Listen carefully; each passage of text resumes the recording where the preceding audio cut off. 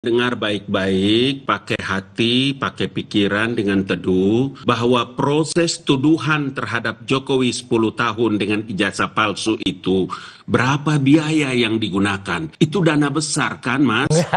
Karena itulah begitu. Begini, karena itu saya bilang, hanya urusan ijazah palsu 10 tahun, berapa biayanya itu? Banyak kan? Pak Ngabalin, ini mumpung hari yang baik.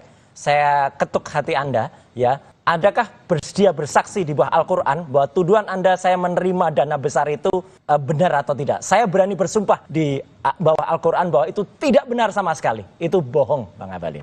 Saya percaya bahwa polisi itu sangat profesional. Karena dia bukan institusi abal-abal, bukan? Itu kan institusi negara. Jangan juga nanti kita itu membuat masyarakat tidak punya percaya kepada institusi negara. Tapi kan tidak terlepas kemungkinan bahwa ada kelelayan manusia atau ada kealpaan manusia. Contohnya, mereka tidak mengumumkan uji pembandingnya itu dengan mana-mana saja. Biasanya kalau dengan banding itu identik, itu harus disebutkan pembandingnya otentik atau tidak. Yang diumumkan oleh Mabes Polri dan laboratorium forensik itu bukan institusi pengadilan. Bahwa sekarang Mabes Polri mengumumkan dari hasil laboratorium forensik, kemudian menjelaskan seperti yang mereka sampaikan, udah sampai aja di situ dulu. Mana? Identitasnya mana? Kan nggak ada. Saya beri contoh kepada Mabes Polri ya, semua itu harus dilakukan standar dengan SOP. Jadi misalnya uji pembandingnya disebutkan itu milik siapa sehingga kita tahu, oh uji pembandingnya kalau yang saya lakukan kemarin persis yang sempat Mabes Polri, identik atau tidak dengan Pronojiwo 1115, 1116 Almarhum Hari Mulyono, 1117 Sri Murti Ningsih, dan ternyata tiga ini identik, benar-benar identik skrip gitu. Sedangkan yang 1120 tidak. Jadi saya mohon Mabes Polri terbukalah secara ilmu pengetahuan, terbukalah secara moral dan hatinya ya gitu untuk kemudian melakukan sesuai dengan apa yang diturunkan atau yang digariskan oleh Allah Subhanahu wa taala. Saya punya keyakinan yang sangat kuat bahwa dari apa yang dilakukan oleh Mabes Polri terkait dengan ilmu pengetahuan yang mereka miliki dalam melakukan laboratorium forensik itu, dia menjadi sesuatu yang memang untuk dan atas nama institusi harus dipublikasikan. Artinya begini, tolong semua itu sesuai dengan aturan dan regulasi baik-baik ya. Sesuai dengan KUHP ya, tentang kitab undang-undang untuk acara pidana, dan juga tentang Perkap, peraturan Kapolri. Yang ada di Barreskrim kemarin itu baru dalam tahap pendumas ya. Kemudian walaupun sudah berlanjut, itu baru dalam tahap penyelidikan. Biarkan masyarakat yang menilai. Polri ini objektif atau enggak? Karena kan sudah ada presidennya, ada jurisprudensinya bahwa dulu ketika kasus Yosua, Brigadir Yosua itu katanya Polri itu tembak-tembakan. Tapi setelah diuji lagi, diulangi lagi ekshumasi, ternyata kan tidak. Berarti kan tidak bisa dikatakan itu pasti benar.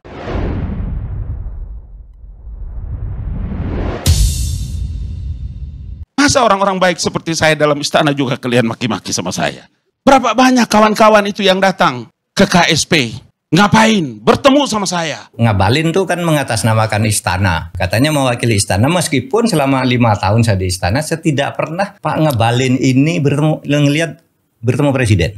Datang ke istana aja enggak. Sepengetahuan saya. Sehingga saya, Pak Ngabalin tuh kok sering atasnamakan istana apa presiden? Kapan yang ngomongnya? Kadang-kala dia sudah menjelaskan hasil sidang kabinet. Padahal dia enggak pernah tuh ada di istana. Pak, saya boleh kalau Bapak berkesempatan ketemu sama Pak Jokowi, Bapak boleh tanya sama dia. Nah, saya yang paling sering ke istana. Kalau ada hal-hal penting kan mesti menteri tahu. Pak Ngabalin selalu mengatasnamakan presiden.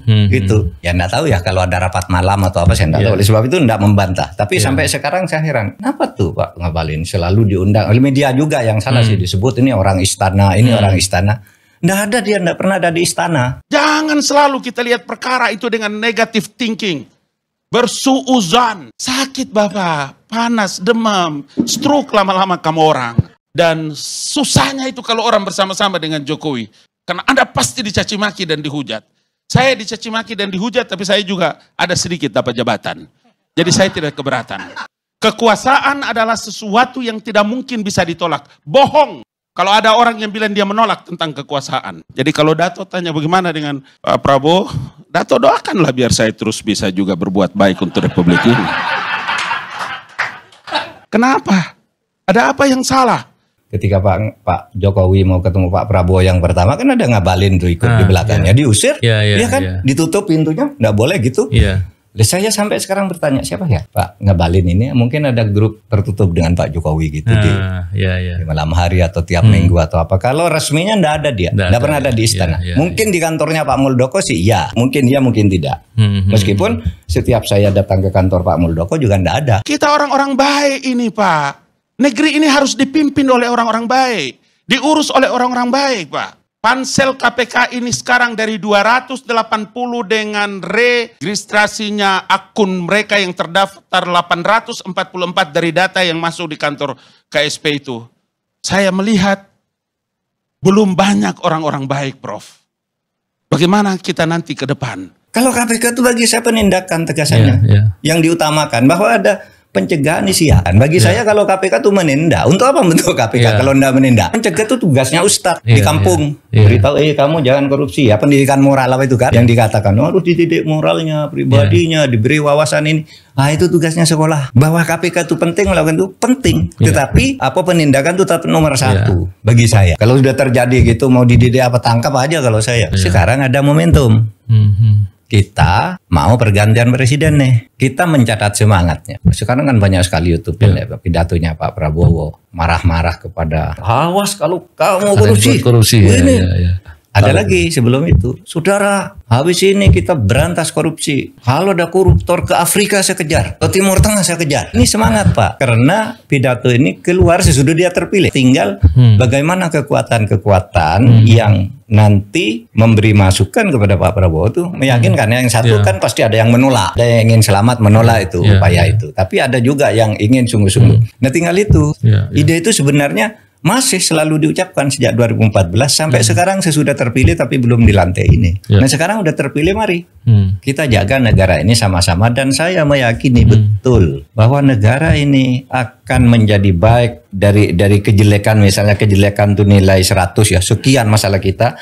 Kalau hukum ditegakkan, korupsi diatur, diselesaikan dengan baik, itu 50% masalah kita selesai. Penegakan hukum dan pemberantasan korupsi. Kalau itu tidak bisa apa-apa kita. Saya sedikit akan menjelaskan juga dalam pandangan saya. Saya ini selama jadi pejabat, sejak aja LHKPN dulu, saya selalu melapor kalau dapat sesuatu yang menurut saya gratifikasi. Saya paling tidak udah 7 kali. Dan nanti saya tanya KPK mana tuh laporan saya, dijadikan contoh dong bahwa ini saya sudah melapor pernah parsel-parsel yang terlalu berlebihan dalam bentuk uang tunai, emas, sudah pernah saya dapat hadiah uang dari Republika, terpilih sebagai tokoh pembaru Republika, dikasih plakat gitu, lalu uang sekian puluh juta. Saya laporkan ke KPK, tapi dikembalikan yang uang ini. Saya dapat tiket nonton sepak bola ke Malaysia, saya lapor ke KPK, itu enggak apa-apa gitu. Artinya saya sudah 7 kali minimal lapor gitu. Tapi ada hal-hal yang menurut saya hubungan keperdataan tidak harus saya lakukan. Misalnya saya dapat tiket Garuda kepala karena apa? Karena saya anggota GFF. Kan dapat poin setiap sekali gini. Kalau sudah 1000 nih, ini satu tiket, ini satu tiket. Masa ini harus dilaporkan? Kan itu perjanjian perdata. Saya diundang ceramah, saya dijemput. Itu kan perdata. Saya berceramah, dia ngasih transport. Kan perdata, bukan gratifikasi. Ini kan orang nggak tahu membedakan antara hak keperdataan dan gratifikasi yang diberikan karena orang punya jabatan. Nah, saya katakan ini mudah-mudahan nanti ada. Oh, kalau gitu Pak Mahfud, supaya laporan, saya mau laporan. Kalau tidak dimulai oleh Jokowi ini, kira-kira kapan baru bisa dimulai ibu kota Nusantara ini? Oke, IKN bukan miliknya Pak Jokowi dan golongan. Oh iya, jangan begitu dong. Sebentar. Nah, saya belum selesai, dengerin dulu. Bibi itu profesor, karena yang keluar dari mulutnya semua nyinyir, penuh dengan prasangka. Tuh, poin yang saya buat belum dipahami, lalu menyambar-nyambar karena sudah ada prejudis. Saya menghormati Bang Ngabalin mulai tadi. Jadi yang ingin saya katakan, diam dulu. Saya sebagai intelektual biasa berbicara lugas dan tentu profesional. Jadi kalau Anda orang yang menghormati orang lain, Anda diam. Ya ini saya ingin melihat, saya sudah diberitahu bahwa air sudah masuk, listrik sudah ada, kamar sudah ada, tapi juga tempat tidurnya sudah ada, bisa tidur. Apa utamanya adalah pembangunan infrastruktur inti, istana negara, Kami ini punya tempat ada di sana. Di kantor staf presiden ada, sekretariat negara ada. Pak lihat ke IKN, tiap hari hujan terus banget. Paling nanti di 17 Agustus ini kalau dihitung semuanya 15%. Tadi itu ya disampaikan baru sekitar 15%. Jadi masih ada tantangan-tantangan, kendala-kendalanya, termasuk bahkan gitu cuaca kan gitu. Coba bayangkan kenapa presiden menyebutkan 15%? Dari 100% rencana besar yang dibangun antara 10, 20, 30 tahun itu, dengan tahap pertama ini diperkirakan baru 15%. 15% itulah yang selalu kita bilang. Kalau tidak dimulai oleh Jokowi ini, kira-kira kapan baru bisa dimulai ibu kota Nusantara ini? Oke. IKN bukan miliknya Pak Jokowi dan golongan. Oh iya, bukan. jangan begitu dong. Sebentar. Nah, Saya belum selesai, dengerin dulu. Jokowi itu profesor, karena yang keluar dari mulutnya semua nyinyir, penuh dengan prasangka. Sebentar, Anda dengar dulu Bang Abalin. Dari dulu saya tahu. Kalian menghormati, Anda menghormati omongan orang. Mulai tadi cuma jangan saya belum titik. Saya belum titik. Dengar, saya belum titik ya. Dulu prejudais. Saya itu apresiasi. Bang Ali, tahan dulu, kita berikan kesempatan dulu Mbak Wiwi memberikan pernyataan yang Mbak Wiwi silakan. Iya, saya itu mengapresiasi. Belum titik sudah disambar. Udah. Tapi memang bukan baru kali ini aja Ibu Wiwi ketemu saya kan. Sebelumnya kan suka begitu, prejudais. Oke, Bang Ali, silakan Mbak Wiwi. Supaya bottom up dan top down itu ketemu Bang Abalin, Anda jangan menghantam orang sembarangan. Ya, tapi dari dulu begitu. Saya itu ASN ya, saya ASN, Anda bukan ASN. Soal harapan yang publik, silakan. Ini ASN loh, negara bangsa ya. Bang Ali, kita fokus lagi ya soal gimana agar IKN bisa jadi kebanggaan kita semua. Mbak Wiwi silakan. Poin yang saya buat belum dipahami, lalu menyambar-nyambar karena sudah ada prejudis. Saya menghormati Bang Abalin mulai tadi. Jadi yang ingin saya katakan, diam dulu. Saya ingin mengatakan bahwa gitu ya, public trust itu akan diikuti oleh rasa memiliki gitu ya terhadap IKN gitu kan, bahwa IKN itu dibangun tentu gitu ya untuk kita semua, untuk NKRI kan itu maunya. Lah sekarang kalau masih ada persepsi bahwa ada ketidakpercayaan atau sebagian percaya sebagian tidak, lah ini kan proses. Lah nanti kalau sudah jadi dan sebagainya, dan lalu Pak Jokowi dengan semua talentanya itu mampu menunjukkan ke publik gitu ya, komitmen dan konsistensinya dan sebagainya, tentu pengakuan itu tidak usah dipaksa datang. Tidak ada yang nyinyir pastinya. Tapi kalau kita memulai dulu bercuriga, saya nggak pernah curiga ke Bang Abalin. Sungguh, Bang Abalin ini dari komunitas kita. Mengapa jadi marah-marah kan gitu? Bukan, begini Mbak Wiwi. Kalau tahu seperti begitu cara berpikirnya, Bang Ali, coba lihat semua jejak digital Mbak Wiwi. Tapi kita juga menjawab soal kan kita masih berbicara untuk menjawab 17 Agustus Bang Ali. Supaya clear. Maksud saya begini, kita ini kan orang-orang terpelajar, kita ini orang-orang yang punya moral ability yang tinggi, kita ini orang-orang punya akhlakul karimah. Jadi maksud saya, melihat perkara-perkara seperti IKN ini kan bukan Mbak Wiwi baru pertama ngomong kali ini. Saya merekam itu semua. Dan saya bermimpi satu saat akan berjumpa dengan Mbak Wiwi. Supaya dikasih tahu agar kerangka berpikirnya itu tahu juga. Kalau hari-hari orang sekapasitas Mbak Wiwi, profesor, ahlinya, tapi kalau dengan prejudis dalam menggunakan berbagai macam pilihan kata terhadap menilai kinerja yang dilakukan oleh pemerintah, khususnya kepada Presiden Joko Widodo, itu tidak mendidik Ibu Profesor. Menurut saya tidak baik. Saya berkali-kali Mbak Wiwi ya. Oke, kita sama-sama berharap IKN bisa berjalan dengan sesuai dengan target karena ada cita-cita agar IKN ini bisa jadi kebanggaan. Oke, Mbak Wiwi boleh singkat saja menutup. Saya bukan baru tahu itu namanya Mbak Wiwi, bukan baru hari ini. Saya sudah lama tahu. Saya sudah lama ikuti. Bang Ali, oke cukup tahan dulu. Mbak Wiwi, silakan. Kita berpikir untuk NKRI ini dalam perspektif yang tentu background yang berbeda. Saya sebagai intelektual biasa berbicara lugas dan tentu profesional. Jadi tidak ada sedikit pun gitu ya, karena suka tidak suka, tidak seperti itu. Kalau Anda orang yang menghormati orang lain, Anda diam. Assalamualaikum warahmatullahi wabarakatuh. Berjumpa lagi bersama saya di Mas TV Channel. Barusan tadi disaksikan ya sebuah perdebatan yang sangat panas di mana Bang Roy Suryo ini menantang Ngabalin ya. Karena ya beberapa waktu lalu di sebuah acara podcast Bang Ngabalin ini terang-terangan menyatakan bahwa para penggugat ijazah Pak Jokowi ya termasuk Bang Roy Suryo dan Bang Rismon dan yang lain-lain itu ya didanai oleh dana yang besar, ada juga bohir-bohirnya. Hal tersebut ya membuat Bang Roy Suryo ya mungkin tersinggung dan menyatakan dengan terang-terangan menantang Ngabalin untuk berbicara di bawah Al-Quran, bersumpah di bawah Al-Quran, jika memang benar bisa membuktikan ucapannya itu. Dan Pak Roy Suryo juga mengatakan bahwa dia berani berbicara di bawah Al-Quran dan bersumpah di bawah Al-Quran bahwa dia ini ya benar-benar tidak ada yang membackingi dan juga tidak ada yang mendanai. Karena ya seperti yang sudah dikatakan oleh Bang Roy Suryo dan juga Bang Rismon ya, mereka ini kan independen ya. Dan juga ya sudah lama lah kasus ini bergulir. Jadi menurut Pak Ngabalin ini tidak mungkin kalau kasus yang begitu lamanya hampir 10 tahun kalau tidak ada seseorang yang membackinginya, mendanainya, ada dana besar yang mengalir. Tetapi kan itu hanya ungkapan saja, bahwa bukti aslinya pun tidak tahu kita ya.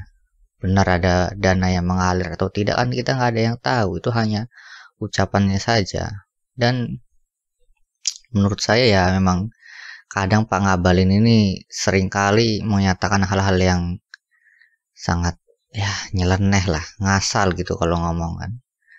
Apalagi Pak Mahfud MD juga sempat mengatakan bahwa Pak Ngabalin ini kan sering mengaku-ngaku adalah orang istana, tetapi nyatanya Pak Mahfud MD yang sewaktu itu sebagai menteri tidak pernah melihat Pak Ngabalin ini berada di sekitar istana. Tetapi kalau ditanya oleh media kan wah seperti orang yang sangat penting sekali lah di dalam istana, kayaknya semua hal tentang istana itu tahu gitu.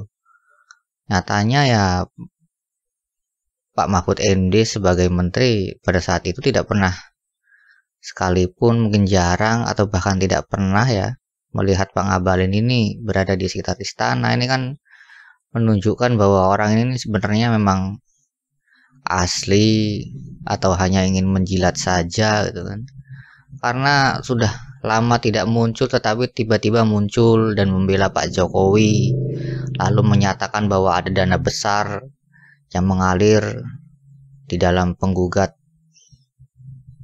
ijazah Pak Jokowi. Ini kan suatu hal yang sangat aneh sekali ya. Dari awal dia tidak muncul, tetapi di pertengahan ini karena semakin memanas juga semakin ruwet ya. Dia tiba-tiba muncul dan mengatakan hal yang seperti itu. Ini kan membuat kita bertanya-tanya sebenarnya tujuannya ini apa begitu loh. Dan ya sudah sempat direspon oleh Bang Rismon juga ya dengan sangat keras dan sangat geramnya karena mengatakan ada bohir-bohir dan segala macam, dan Bang Rismon mengatakan bahwa beliau ya jangan disamakan lah saya dengan kamu.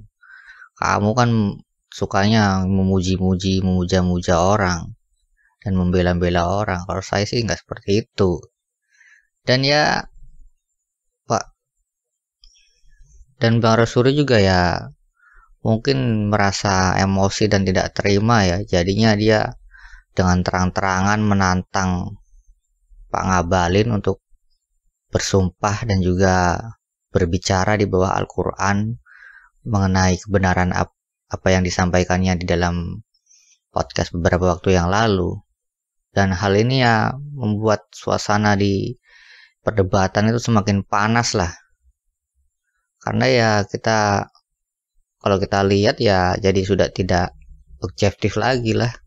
Substansifnya sudah hilang karena yang tadinya membahas soal ijazah ini malah menyerang-nyerang dan saling tuduh ya, dan juga saling menantang lah. nampaknya kemunculan Pak Ngabalin ini hanya membuat semakin ruwet saja, semakin menumpuk-numpuk isunya yang tadinya dari keaslian, dari membuktikan keaslian ijazah Pak Jokowi, kini beralih lagi dari menjadi dana-dana, ada dana-dana yang mendanai para penggugat ijazah Pak Jokowi. Ini kan makin lama makin ruwet dan makin gak ada ujungnya ini soal ijazah Pak Jokowi. Karena ya isu yang satu belum selesai, ditumpuk lagi dengan isu yang lainnya. Ini kan membuat ada juga yang netizen menyoroti Pak Jokowi sakit karena sakit kulit gara-gara keseringan bohong kalau kata netizen.